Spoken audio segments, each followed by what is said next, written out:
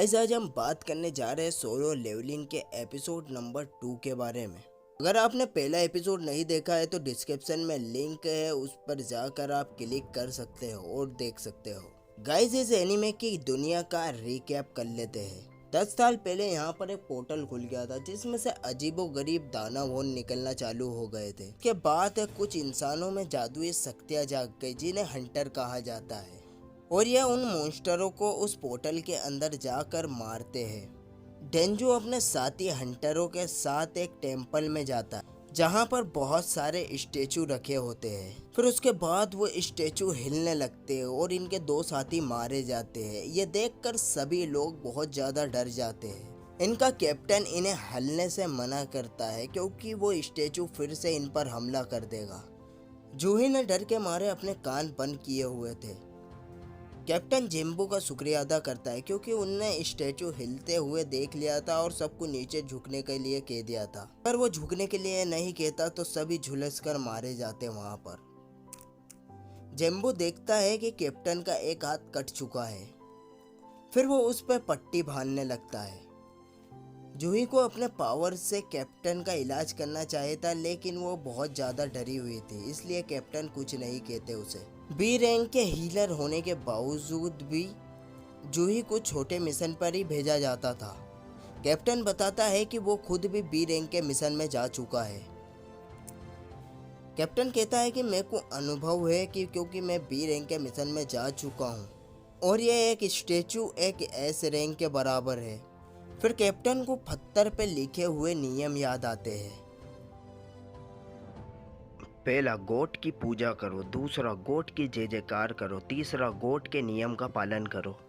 और जो भी इस नियम का पालन नहीं करेंगे वो यहाँ से जिंदा वापस नहीं जा सकते। जेम्बू समझ जाता है कि जो सबसे बड़ा स्टैचू है वही गॉड होगा। दूसरी तरफ हम सोंग जी को देखते हैं जिसने हाल ही में हंटर एसोसिएशन को ज्वाइन किया था। जिंको की सिस्टर जिनाह की दोस्त है। दोनों एक ही स्कूल में पढ़ती है। फिर सोंगी पूछती है कि जिना तुम्हारा भाई भी एक हंटर है ना। फिर जिना बताती है कि बिल्कुल हाँ, लेकिन वो एक ई रैंक का हंटर है बस। फिर वो कहती है कि ये तो ई रैंक के मिशन में भी एक घायल होके आता है। फिर सोंगी कहती है कि अगर मैं उसकी जगह होती तो ऐसा नहीं होता। इधर कैप्टन और जिंगू सोच ही रहे थे कि उन्हें आगे क्या करना चाहिए। फिर तभी वहाँ पर एक हंटर उठता है और बोलता है कि मैं यहाँ पर नहीं मरने वाला। और उसे यकीन था कि वो यहाँ पर नहीं मरने वाला। उसने हाल ही में यहाँ पर एक कंपनी को ज्वाइन किया था। वो बिजली की रफ्तार से भाग रहा होता है लेकिन वो बड़ा स्टैचू उसे पलक झपकते ही जला के राख कर देता है। ये देखकर वो सभी समझ जाते हैं कि ये स्टैचू उन्हें कभी भी मार सकता है। वो हमें चींटी की तरह मसल सकता है, लेकिन ऐसा है तो उनने अभी तक के हमें मारा क्यों नहीं। जिम्बू उस नियम के बारे में सोचता है और उसे फिर सब समझ में आ जाता है और वो बोलता है कि ये नियम इस टेम्पल के हैं। फिर जिम्बू खड़ा हो जाता है और उस स्टैचू के सामने अपना सिर झुका लेता है। फिर उसके बाद वो स्टैचू जिम्बू को कुछ नहीं करता है। फिर जिम्बू सभी से बोलता है कि इस स्टैचू के सामने सभी अपना सिर झुका ले। जिनका सर झुका हुआ होगा तो ये स्टैचू उन्हें कुछ नहीं करेगा। की पूजा करने का नियम मतलब यही है।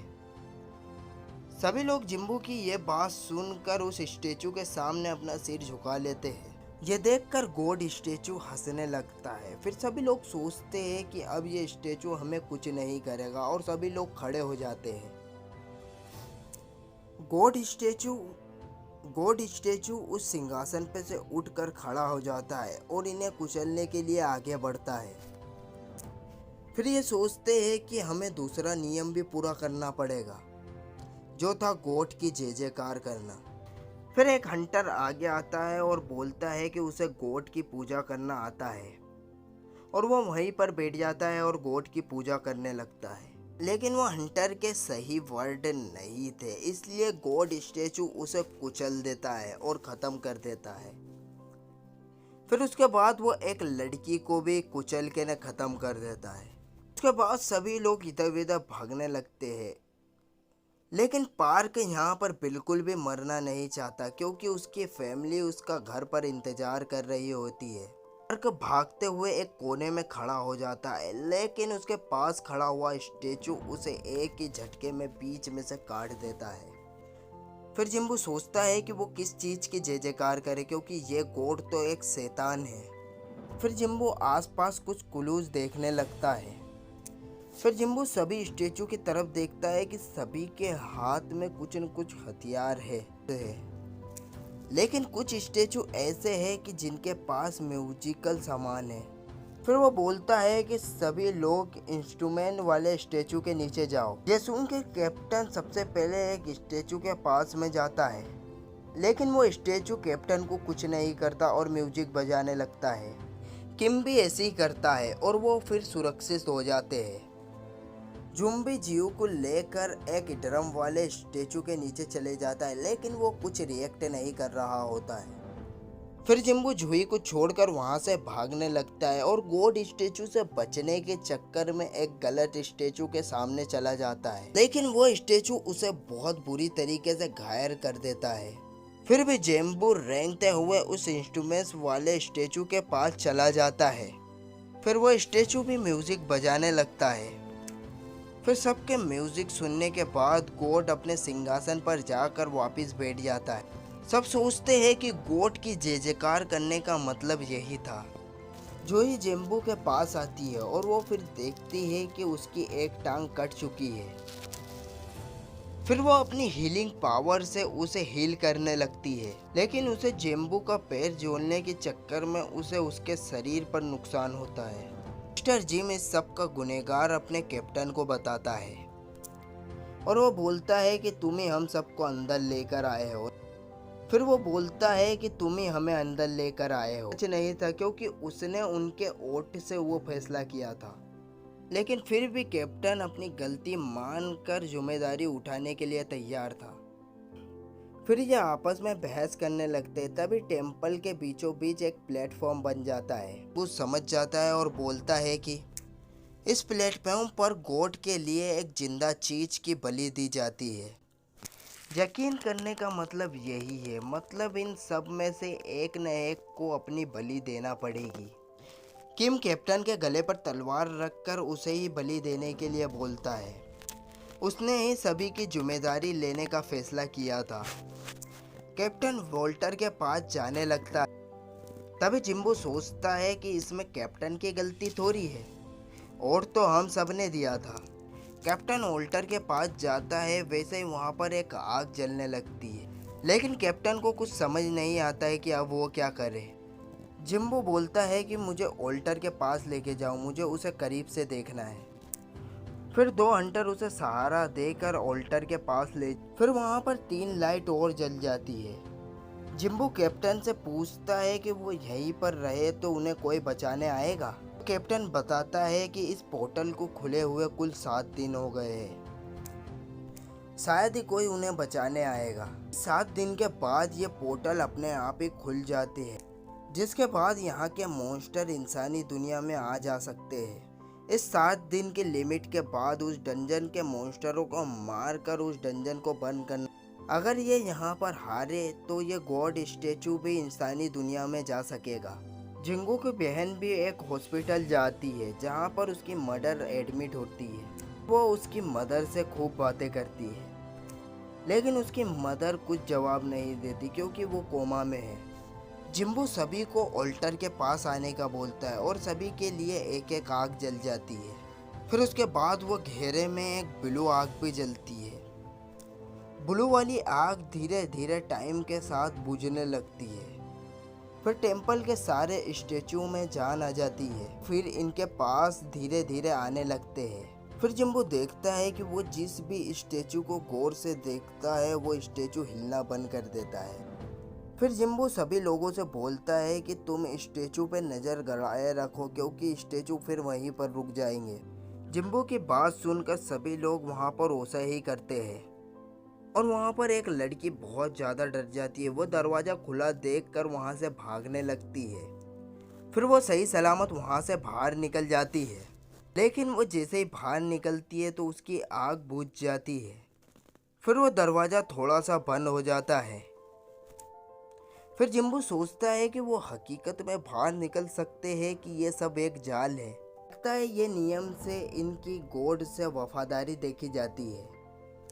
फिर एक और हंटर जिम्बू को छोड़कर यहाँ से भागकर बाहर निकल जाता है। जिम्बू सभी से यहाँ से हिलने के लिए मना करता है और वो कहता है कि ये जो ब्लू आग है वो अगर बुझ जाए तो शायद हमें यहाँ से जाने दिया जा सकता है। लगता है ये एक टाइमर की तरह है। लगता है कि इसका उल्टा भी तो हो सकता है कि आग बुझने के बाद दरवाज़ा फिर से बंद हो जाए। किम को नहीं लगा था कि जिम्बू के जैसा इतना कमज़ोर हंटर उनके इतना काम आएगा। और फिर वो जिम्बू का शुक्रिया अदा करता है और वो फिर बोलता है कि उसकी भी फैमिली है और वो मरना नहीं चाहता है।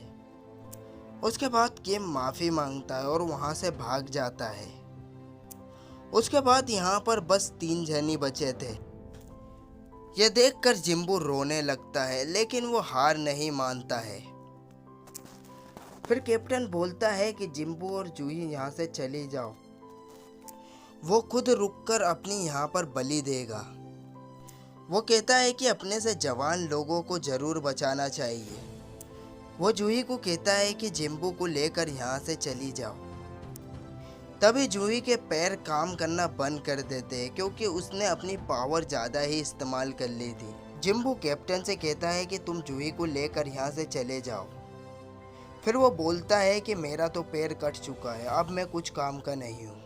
जूही भी यहीं रुकने के लिए कहती है लेकिन जिम्बू उसे अपना मैजिक जेम देता है और कहता है मैं अब डिनर का वादा तो आपका पूरा नहीं कर सकता, तुम इसे बेचकर खाने के लिए कुछ खरीद सकती हो।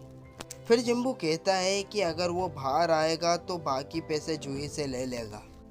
फिर कैप्टन जॉब मारकर जूही को बेहोश कर देता है और वहाँ से ले जाता है। अब सिर्फ जिम्बू ही यहाँ पर रह गया था। बस यहाँ पर अब जिम्बू ही बचा था जो अब मरने वाला है।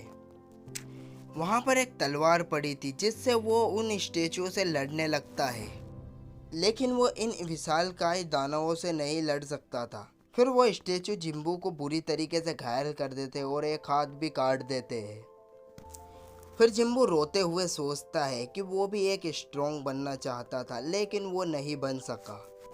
उसके बावजूद वो अभी तक के जिंदा बचा है क्योंकि सभी लोग दोगले होते हैं, सिर्फ वो अपने बारे में ही सोचते हैं। लेकिन जिम्बू की भी फैमिली है जो उसका इंतज़ार कर रही है, लेकिन अब वो यहाँ पर मरने वाला है। जिम्बू को ऑल्टर पे ले जाया जाता है। उसके शरीर में बिल्कुल भी जान नहीं बची थी। तभी एक स्टैचू जिम्बू को मारने के लिए तलवार उठाता ही है। फिर जिम्बू सोचता है कि वो मरना नहीं चाहता, काश उसे एक चांस और मिल जाता। तभी वो ब्लू फ्लेम बुझ जाती है और वहाँ पर हमें एक नोटिफिकेशन दिखने लगती है। उस पर लिखा था कि आप प्लेयर बनने के लिए तैयार हो चुके हो और तुम्हारा दिल 0.2 सेकंड में धड़कना बंद कर देगा। अगर तुम नहीं मरना चाहते हैं तो यस वाली बटन को क्लिक कीजिए और फिर अपने आप वो बटन क्लिक हो जाती है और ये एपिसोड यहीं पर एंड हो जाता है। असली कहानी तो अब शुरू होगी, लेकिन उससे पहले जिम्बू जिंदा बचेगा या नहीं और ये गेमिंग स्क्रीन का क्या चक्कर है, और ये हमें पता चलेगा अगले एपिसोड में। और उसको बिल्कुल भी मिस ना करने के लिए अगर आप अगला एपिसोड बिल्कुल भी मिस नहीं करना चाहते हो, इसके लिए वीडियो को लाइक कर दीजिए, चैनल को सब्सक्राइब कर दीजिए और बेल आइकन को दबाना तो बिल्कुल भी मत भूलना। हम टेलीग्राम पे भी अच्छी अच्छी चीज़ डालते हैं, इसका लिंक डिस्क्रिप्शन में आप क्लिक कर जा सकते हो।